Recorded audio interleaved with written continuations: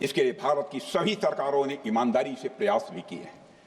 वह चाहे आदरणीय लाल बहादुर शास्त्री जी हों, या अटल बिहारी वाजपेयी जी हों, या हमारे स्वर्गीय मनमोहन सिंह जी हों, या प्रधानमंत्री श्री नरेंद्र मोदी जी, सभी ने हमेशा चाहा है कि इस इलाके में शांति और समृद्धि बनी रहे। सभी ने यह चाहा। अध्यक्ष महोदय, यह बात हमारी सिविलाइजेशनल वैल्यूज के साथ मेल खाती है, इसलिए ऐसा हुआ।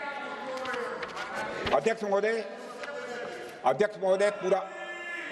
पूरा विश्व जानता है कि पूर्व प्रधानमंत्री से अटल बिहारी वाजपेयी जी ने शांति का संदेश लेकर 1999 में लाहौर बस यात्रा की थी। वह सिर्फ एक यात्रा नहीं थी, वह यात्रा भारत की संस्कृति और शांति की प्रतीक थी। यह हमारे भारत की प्रकृति थी। लाहौर पहुंचकर अटल बिहारी वाजपेयी जी ने मीनारे पाकिस्तान पर विजिटर्स रूप में जो लिखा था, जिसका जिक्र लोग आज भी करते हैं, और उन्होंने लिखा था, उसकी मैं चर्चा करता हूं। उन्होंने लिखा था कि मीनारे पाकिस्तान से मैं पाकिस्तान की जनता को यह विश्वास दिलाना चाहता हूं कि भारत अस्थायी शांति और मित्रता का आकांक्षी है। मैंने पहले भी कहा है और फिर भी कहता हूं, एक स्थिर और समृद्ध पाकिस्तान भारत के हित में है, इसमें कोई संदेह नहीं होना चाहिए। अध्यक्ष महोदय, यह हमारी सोच थी, यह हमारी शांति की पहल थी। यह पहल हमारी हजारों साल पुरानी सांस्कृतिक चेतना, हमारी नैतिक शक्ति और हमारी सभ्यता के उन मूल्यों से निकली थी जो शांति को शक्ति मानती है। अध्यक्ष महोदय, लेकिन हमारे शांति के प्रयास को हमारी नाइविटी, उदारता या सरलता समझ लिया गया। जब हम शांति के लिए कदम बढ़ा रहे थे, उसी वक्त पाकिस्तान कारगिल में घुसपैठ की साजिश रच रहा था। हम दोस्ती के राह पर थे तो वो षड्यंत्र की राह पर थे। जब हम मामला खुलकर सामने आया तो हमारे वीर सैनिकों ने इस घुसपैठ के खिलाफ कार्रवाई करना प्रारंभ किया, और जब भारत की जीत सामने दिखाई दे रही थी तो पाकिस्तान ने परमाणु युद्ध की धमकी दे डाली। अध्यक्ष महोदय, तब हमारे तत्कालीन प्रधानमंत्री आदरणीय अटल बिहारी वाजपेयी जी ने कहा था, पाक सेना के परमाणु हमले से भारत का तो कुछ नहीं बिगड़ेगा, लेकिन पाकिस्तान दूसरे दिन का सूरज नहीं देख पाएगा।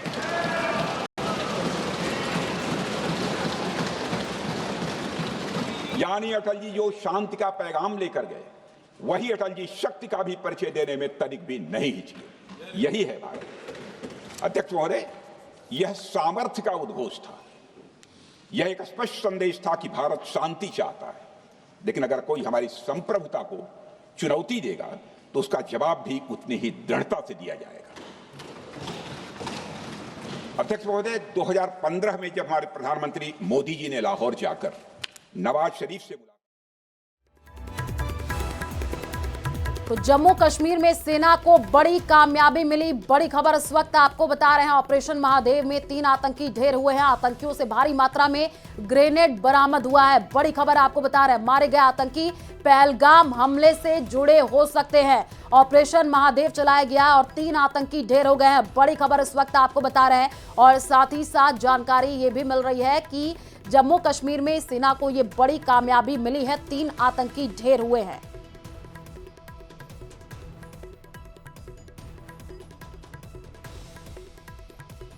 का दूसरा रास्ता अपनाया है। अध्यक्ष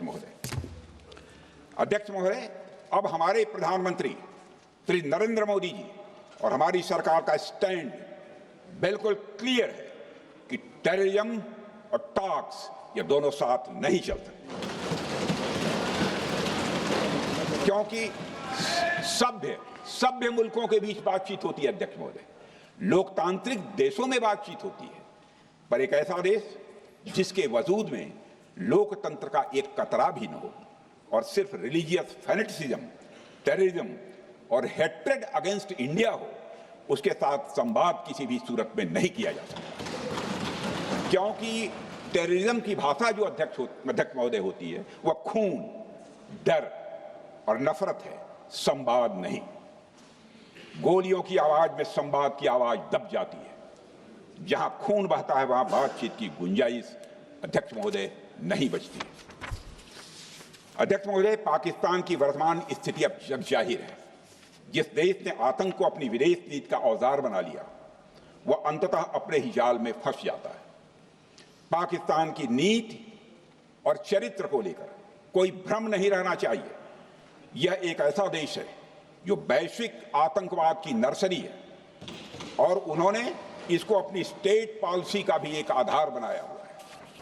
अध्यक्ष महोदय, ऑपरेशन सिंदूर के दौरान पूरी दुनिया ने देखा है कि पाकिस्तान में सरकार आतंकवादियों के लिए स्टेट फ्यूनरल का इंतजाम कर रही है और सैन्य अधिकारी भी आतंकवादियों के जनाजे में भाग लेते हैं। यह वही देश है जो सीमा पर सैनिकों से लड़ने का साहस नहीं जुटा पाता, इसलिए निर्दोष नागरिकों, बच्चों और तीर्थयात्रियों को आतंकवाद का निशाना बनाता है।